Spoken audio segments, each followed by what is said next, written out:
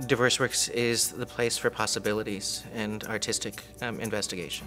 This is a place with a deep history of honoring and respecting artists and really creating a very unique cultural place in Houston. One of the things that we defined ourselves as is an artist-run space. So that meant that artists were the majority of the board, that we paid equitable artist fees to visual artists as well as performing artists. And we started becoming part of the ecology of the Houston art world. Charles was inspired by William Steen's Studio One and really admired what William was doing, and I think he wanted to do something similar. So he had the availability of a building that had belonged to his family, and so he just started it. They were just a baby starting out at 214 Travis when they only had the first floor done, and they were so open to artists and to people in the community, and it was a great gathering spot.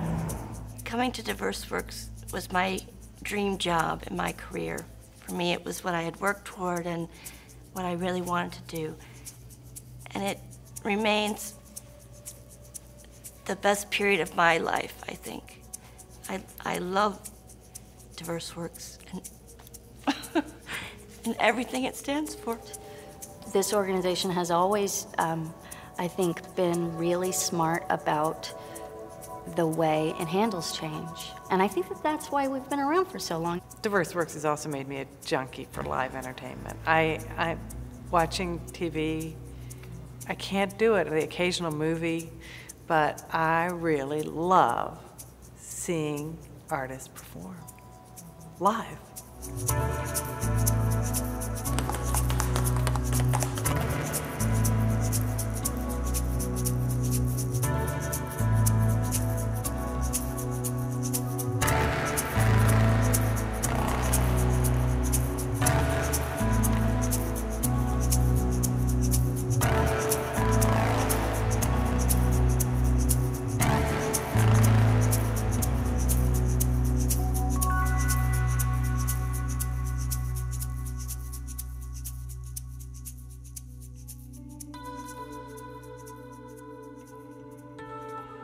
In 1981, there was a Studio One artist space downtown on Congress that Bill Steen and Mel Chin were operating, and it inspired me, along with many other aspects of Houston's growth at the time.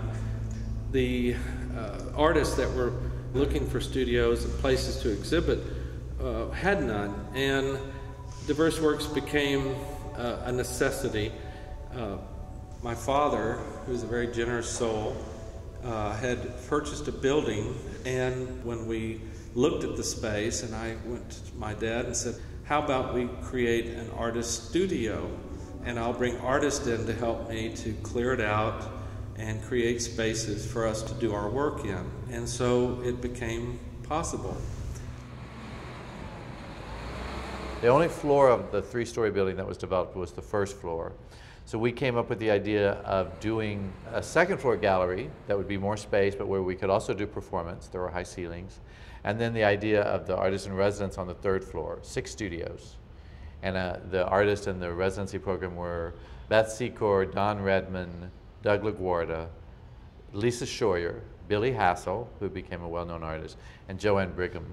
My thing became getting us sort of out into the on a national stage. So I began traveling and got us involved and actually got us to host something called the National Association of Artist Organizations Conference in 1985, and that brought in about 200 artist organizations from around the country, as well as the NEA, the Rockefeller Foundation, the Warhol Foundation, sort of all these foundations came too. Sometimes we would do things that were more like straight theater, like we did. This piece was a theater piece, One Night on Damnation Street. Here's the Gorilla Girls, who we never knew who they were. The Blue Man's Lips, where they all kissed the card for us.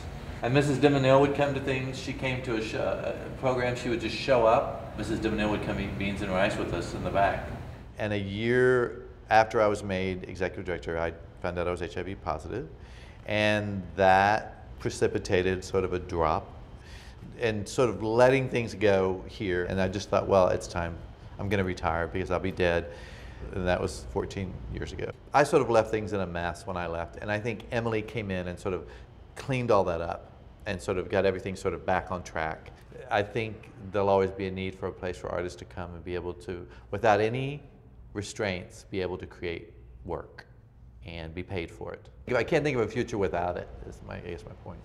When Charles decided to move to New Braunfels and leave DiverseWorks, Michael and I became co-directors. I hope I brought a little professionalism to the table, and I think I was able to raise money and bring some people to the organization that might not have been brought to it otherwise. That was a horrible night. I got a call from Dan Tidwell, I think, and he said the building was on fire. It was about 7 in the morning or something when he called, and I just felt sick to my stomach. I couldn't believe it. So I called Michael and I called Deb, and we all raced down here, and I could see the fire from my house. The firemen wanted to knock the building down so they could make sure they got it all out, and luckily we had friends in the mayor's office, and we got them to say, please find an alternative. In the middle of the fire, Michael and I are sort of standing there stunned, watching this whole event unfold, and suddenly this delivery person comes up, and he brought us a basket of fruit. We just kind of, it was just such an unusual thing to receive in the midst of the fire. I think that it's an incredible tribute to the uniqueness of the Houston art community that so many alternative spaces that were born at the same time as DiverseWorks have folded, because they just simply didn't have the support of the community that DiverseWorks has always cultivated and really enjoyed. The art guys have been involved with DiverseWorks since the very beginning.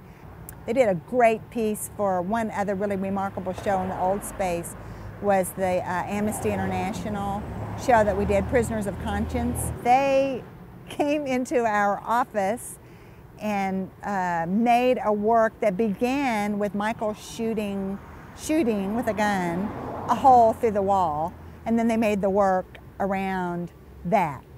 I think that the contribution that I made to DiverseWorks at that time was to balance the budget with the vision, and to be, kind of stand in the middle of that and help make things happen. I created something called the Diverse Dialogues program, which was a residency program which lasted the entirety of my tenure here.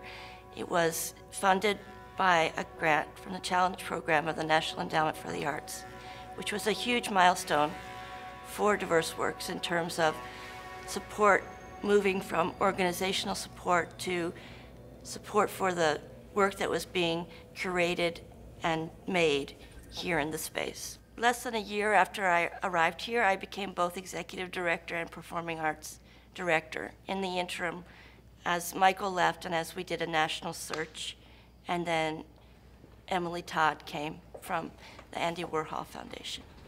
Staff only. Does anybody ever pay attention? Diane, are you back here? Where are you? Hi, Sixto. When I arrived here, Michael had been gone for a while. Susie Khalil had just been hired as the visual arts curator.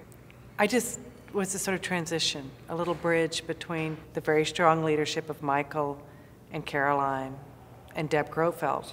Sixto was very much part of the picture then, and Diane was part of the picture by the time I left. I don't think I made DiverseWorks a particularly better place to be. It just still is. The openings are fun because, you just see all these people and they're here, and it's, like people. I like people a lot. And I love that they come here and look at the art and love on each other, and that makes me really happy. This is not only a place where people come to see extraordinary contemporary visual and performing work. This is also a gathering place, a very open-minded exchange of ideas that's stimulated by the kind of work and ideas that DiverseWorks has always presented. I always say that about DiverseWorks is that it took an army over its 25-year history in order for the organization to accomplish everything it did, and there's just scores of fabulous staff, former staff, board, former board, volunteers, artists who've been a part of this. Everybody needs to give DiverseWorks money.